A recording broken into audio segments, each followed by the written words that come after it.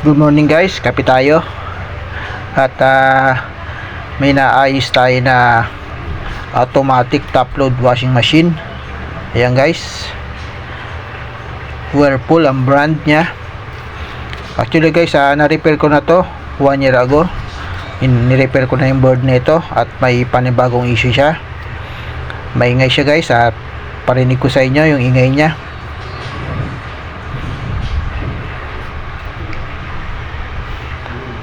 Parang may dinudurog na bato sa sobrang ingay niya.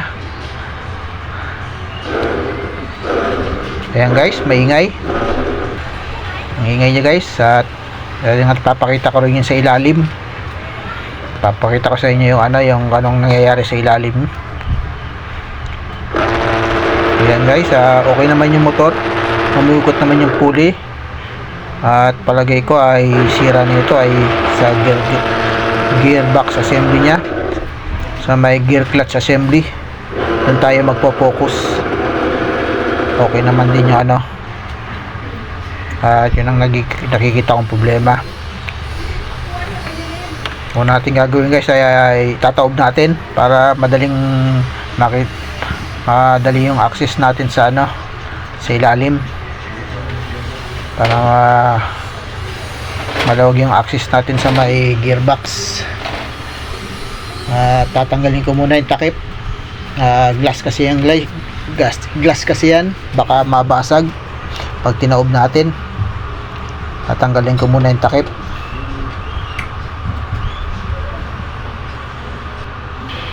Okay, ayan guys, yung tinaob ko nga, ayan ang nakita kong problema.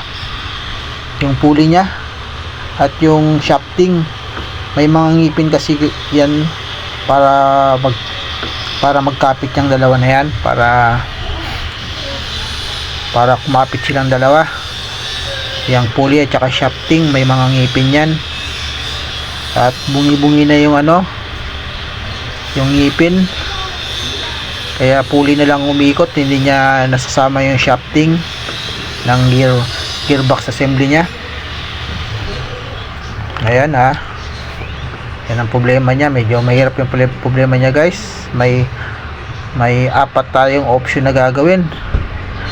Ang option 1 guys ay i-spot na lang natin yan, at kakailanganin lang natin ng welding machine. At ang option 2 naman niya, papalitan ng shafting, kasi kung bibili ka ng bagong pulley, useless din.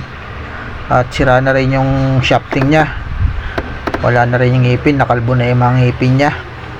Kaya maski bago yung pulley, hindi na rin kakapit yung bagong pulley. At yung option 3 naman natin, at papalitan na buong gearbox assembly nya, at medyo mahal, may kamahalan yan guys. At kung machine shop naman, medyo matagal, gagastos ka rin.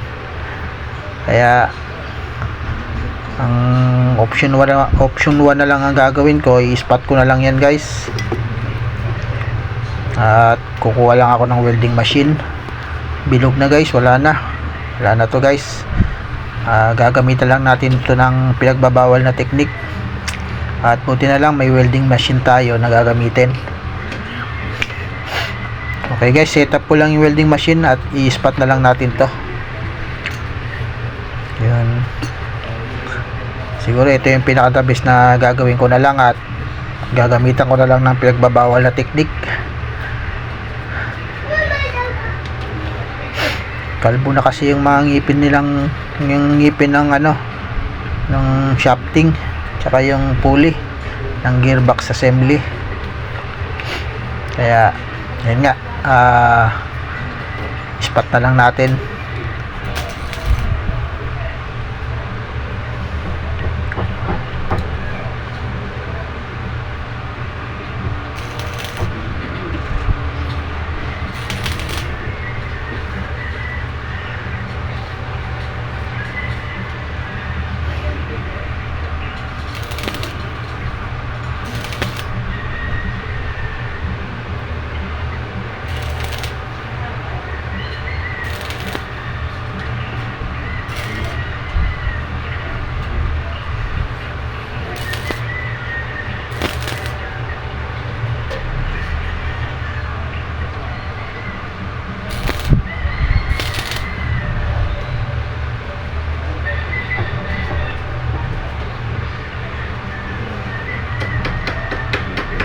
Okay guys, na-spot na natin. Tiktikin lang natin kung kumapit yung mga spot natin. At spot lang ginawa natin guys para kung sakali tatanggalin, madali lang tanggalin. At hindi natin pinulweld. Pero okay guys, matibay naman yan. Ayan yung spot nya guys. Ayan yung ginawa natin. Ayan. Ni-spot natin yung pulley, tapos yung washer, yung lock nut at yung shafting. Lahat yan in-spot natin guys. Yan ang option na napili natin. Welding lang kailangan natin. Yan ang yan ang napili kong pinagbabawal na technique. Okay guys, testing natin.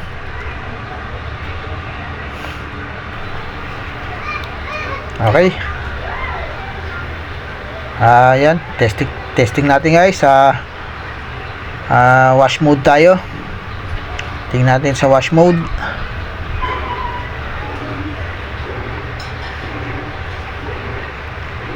Okay, smooth guys.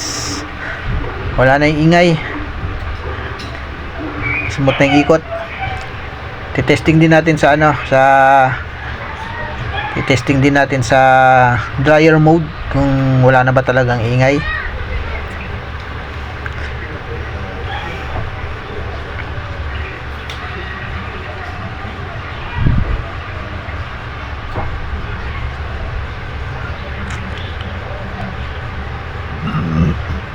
Ayan guys, dryer mode natin. Wait lang guys, may delay kasi yan, medyo matagal. Yan, okay na guys. Nag-dryer na siya, wala na ring ingay, smooth na yung ikot niya. Palagay ko all goods na to guys. At ipa-final test natin, lalagay natin ng ng load. Lalagyan natin ng damit. Para sure na walang problema. Okay guys, pipwesto lang natin sa loob ng bahay, tapos papasalangan natin ng load. Lagyan natin ng damit tsaka tubig.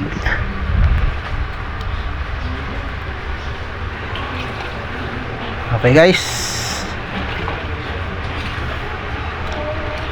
yan, ito na nga guys, may load na siya, may damit na siya, at maganda pa rin yung ikot, smooth na smooth. At sana tumagal guys. Yun nga, hindi tayo napagastos ng malaki. Siguro kung talagang sira na yung kung sirang-sira na talaga yung clutch assembly na, papalitan na lang natin ang buo.